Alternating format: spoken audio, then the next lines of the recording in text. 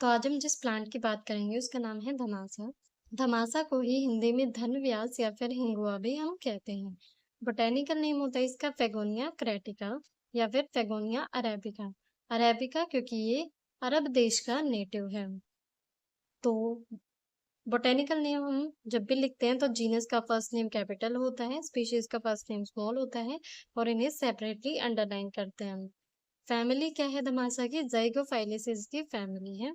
English में इसे हम कहते हैं कोरेसिन थोर्न क्योंकि इसके अंदर कांटे प्रेजेंट रहते हैं। और जो खोरासन रीजन है वहां पर ये ग्रो करता है। बेसिकली जो अफगानिस्तान साइड का रीजन है वहां पर ये पाया जाता है। तो खोरासन थोर्न इसका इंग्लिश नेम है। हिंदी में इसे धनव्यास बोलते हैं। और ये यवास जैसा दिखता है लेकिन यवास नहीं है। बेसोनिम इसका कहाँ से आया है? यवास के जैसी है, इसलिए इसके नाम में क्या आ रहा है पीछे? धनव्यास। तो सिमिलर सिमिलर नेम है। यह यवास सदृश वनस्पति रेगिस्तानी क्षेत्रों में पाई जाती है। जो भी मरु प्रदेश होंगी, ड्राई रीजन्स होंगी वहां पर ये ज्यादा ग्रो करते हैं। इसके अंदर कांटे भी रहते हैं तो कांटों से हम याद रख सकते हैं कि ये रेगिस्तानी क्षेत्रों में ज्यादा पाई जाती है। इसी वजह से इसे धनव्यास कहा जाता है। क्लासिकल कैटेगराइजेशन की बात करें तो इस आचार्य चरक ने इसको बताया है तृष्णा निग्रहण महाकषय। धमासा जो है वो ड्राई रीजन्स में ग्रो होने के बाद भी गुण में लघु और स्निग्ध होती है, विपाक में मधुर होती है। तो इसी वजह से तृष्णा निग्रहण में इसको यूज करते हैं। शीतवीर्य है ये। हिक्का निग्रहण में इसको यूज किया जाता है। कासहर होती है, कफ को बॉडी से बाहर निकालती है। और अशोक ने महाकषय में भी इसको बताया है। तो आचार्य चरक ने इसको चार में बताया है: तृष्णा निग्रहण, हिक्का निग्रहण, कासर महाकषय, अशोक महाकषय। आचार्य सुश्रुति इसका वर्णन नहीं किया है और भाव प्रकाश में इसको बताया गुणोच्च आदि वर्ग में। पर्याय इसके क्या क्या है? दुर्लभा, क्योंकि ये दुर्लभ होती है, इसको प्राप्त करना मुश्किल होता है। कठिनाई से प्राप्त होने के कारण इसे दुर्लभा कहा जाता है क्योंकि इसके अंदर कांटे होते हैं। कांटे होने की वजह से हार्वेस्ट करना भी इसको बहुत मुश्किल है। दुस्पर्श, इसको स्पर्श करना दुखदाई होता है। इसी वजह से कांटे होने के कारण इसका स्पर्श कठिन होता है, इसलिए इसे दुस्पर्श कहा है। गांधारी, क्योंकि ये गंधार प्रदेश में बहुलता से उत्पन्न होती है। उष्ट भक्ष्य है क्योंकि ये उष्ट या ऊंट जो होते हैं वो इसका भक्षण करते हैं, इसको खाते हैं। तो ड्राई रीजन्स में ऊंट हमें ज्यादा मिलते हैं तो उष्ट भक्ष्य हम इसको याद रख सकते हैं कि ऊंटों द्वारा इसका सेवन किया जाता है। भेद की जाति या फिर इसकी वैरायटीज की बात करें तो राजनिघंटु में इसकी दो वैरायटीज बताई हैं। एक है दुरालभा और दूसरा है शुद्र दुरालभा। एक्सटर्नल मॉर्फोलॉजी की बात कर लेते हैं तो ये पेरेनियल हर्ब होती है। मैक्सिमम इसकी हाइट 1 मीटर तक जाती है। तो छोटी ही हर्ब है हमारी धमासा। ऑल ओवर इंडिया में ग्रो करती है लेकिन मोस्ट कॉमनली ड्राई रीजन्स में ये पाई जाती है। हमने अभी अभी देखा।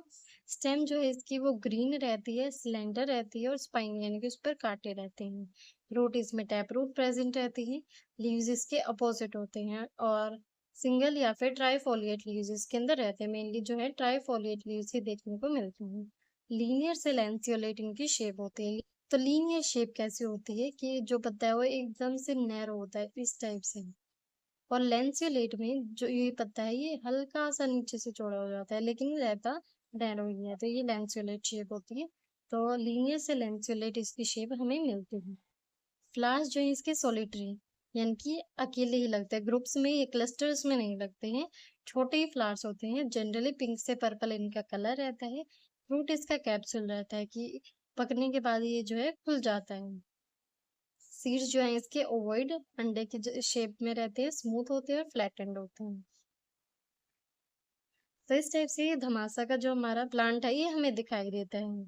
तो हम देख सकते हैं कि इसके लीव्स जो हैं वो ऑपोजिटली अरेंज्ड हैं।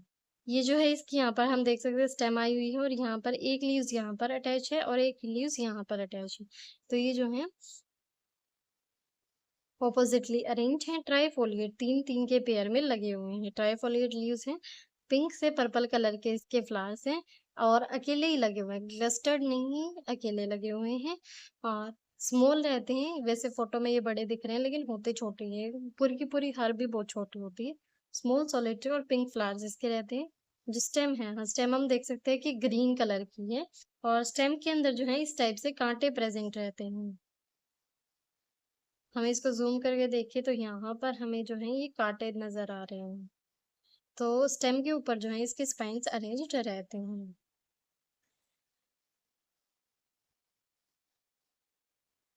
लीव्स की शेप भी हम देख सकते हैं, लीनियर से लैंसियोलेट शेप है। तो इस टाइप से धमासा का जो प्लांट है वो हमें दिखाई देता है। नेक्स्ट है इसका पार्ट कौन सा यूज करते हैं। छोटी हेयर पे तो इसका पंचांग ही हम यूज कर लेते हैं, होल प्लांट इसका यूज किया जाता है। रस पंचक की बात करें तो ये कषाय रस प्रदान है, याद रखेंगे। विपाक इसका मधुर है और कषाय रस प्रदान है। कषाय रस होता है इसमें, इसके अलावा तिक्त होता है, मधुर होता है, कटु होता है। तो एक मधुर रस और लास्ट के तीनों रस इसके अंदर प्रेजेंट रहते हैं। तो मधुर का जो विपाक है वो कैसा रहेगा, मधुर रहेगा। गुण में लघु और स्निग्ध रहेगा और वीर्य शीत रहता है इसका।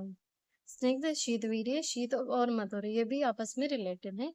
थोड़ा सा रस पंचक में रस याद करने की जरूरत है इसमें बस। कर्म, कर्म क्या होते हैं इसके, तृष्णा निग्रहण हमने अभी भी देखा, शीत वीर्य होता है और अशोभन होता है, ये इसके मुख्य कर्म है। दोष कर्म वात और पित्त का शमन करता है, शीत वीर्य होगा तो पित्त का शमन करेगा, और मधुर विपाक होता है तो वात का शमन करता है। अन्य कर्म में दाह का प्रशमन करता है, शीत वीर्य होता है, व्रण रोपण करेगा क्योंकि कषाय रस प्रदान है, वुंड की हीलिंग को प्रमोट करता है।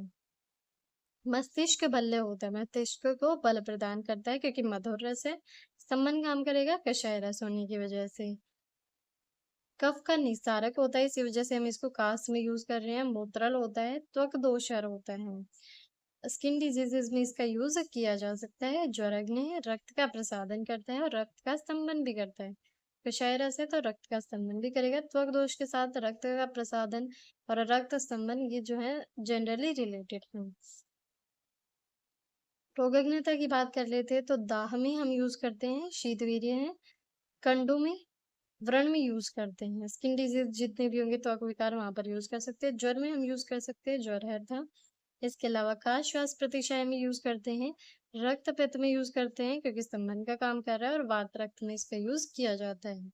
रक्त प्रसादन है, रक्त स्तंभन है। फार्मेकोलॉजिकल एक्शन देखते लेते हैं इसकी। एंटीपायरेटिक होता है, ज्वरग्नि है हमारा, एंटी इंफ्लामेटरी है, एनाल्जेसिक है यानी कि पेन किलर होता है, एंटी माइक्रोबियल होता है, एंटीवायरल है और हेपेटोप्रोटेक्टिव है। फाइटो कंस्टिट्यूएंट्स क्या रहते हैं इसके, लिनोलिक एसिड रहेगा इसके अंदर, बीटा साइटोस्टेरोल रहता है, फेगोनिया क्रेटिका है तो फेगोनोन रहेगा, फ्लेवेनोइड्स रहेंगे, ट्राइटर्पिनोइड सेपरिन्स इसके अंदर रहते हैं। हम एक प्रयोग की बात कर लेते हैं तो दाह हो रहा है, ज्वर हो रहा है या फिर कंडू है वहां पर, तो इसके फांट से या क्वाल से परिषेक करते हैं, वहां पर स्प्रिंकल करते हैं इसको। व्रण के अंदर इसके क्वाद से प्रक्षालन किया जाता है, यानी कि जहां पर भी व्रण हो रखा है वहां पर इसके क्वाद से धो लेते हैं। अपची के अंदर और कच्छू के अंदर इसके पंचांग का लेप यूज करते हैं। अपची और कच्छू दोनों ही स्किन डिजीजेस होती है हमारी। कच्छू का मतलब तो होता है खुजली, और अपची का मतलब क्या है कि गंडमाला की जो गांठें हैं वो जब बहुत ज्यादा पुरानी हो जाती हैं तो उन्हें अपची कहा जाता है, तो वहां पर इसके पंचांग का लेप यूज करते हैं। कंठगत रोग है या फिर मुखपाक है, मुखपाक यानी कि मुंह में छाले पड़ गए हैं, तो वहां पर इसके क्वाद से गंडूश किया जाता है। गंडूश क्या होता है, मुख के अंदर हम इसके द्रव को भर लेते हैं, जो भी इसका क्वाद है हम उसको मुंह के अंदर भर लेते हैं इस तरीके से कि उसको दाएं बाएं मुंह में फेरा ना जा सके, तो इसको गंडूश कहते हैं। इसके क्वाद का गंडूश चूज करते हैं। प्रतिनिधि द्रव्य क्या है इसका, भाव प्रकाश जिन्होंने लिखी है आचार्य भाव मिश्र, उन्होंने बताया है कि धनव्यास और दुरालभा ये दोनों अलग अलग हैं, उन्होंने इसको सेम नहीं माना है, और दुरालभा को धनव्यास का अभाव प्रतिनिधि द्रव्य माना है, कि धनव्यास अगर अवेलेबल नहीं हो तो वहां पर दुरालभा का यूज कर सकते हैं। विशिष्ट योग क्या है इसकी, दुरालभा आदिक्वाद अवेलेबल है, पुनर्नवा आसव में भी ये डलता है, उशीर आसव में डलता है, और सुदर्शन चूर्ण, सुदर्शन चूर्ण को याद रखेंगे कि सुदर्शन चूर्ण के अंदर भी धमासा प्रेजेंट होता है। मात्रा की बात कर लेते हैं तो चूर्ण यूज करते हैं 5 से 10 ग्राम, फांट यूज करते हैं 40 से 80 ml। तो इसी के साथ धमासा हमारे यहाँ पर कंप्लीट हो जाता है।